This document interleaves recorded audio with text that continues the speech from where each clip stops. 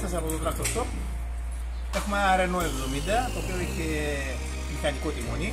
Το έχουμε τοποθετήσει υδραυλικό τιμόνι με εγκέφαλο. Και έχουμε βάλει χειριστήρια διπλά πίσω, γιατί έχει φρέζα υδραυλικά.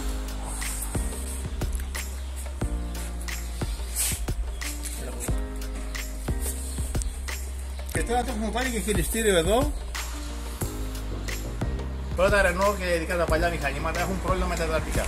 Πάνω σε αυτό το θέμα βάλαμε ένα μεμονωμένο χειριστήριο, το οποίο δεν χαλάει ποτέ.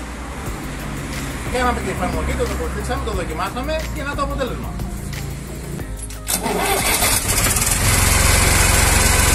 Τιμόνι απολαυστικό.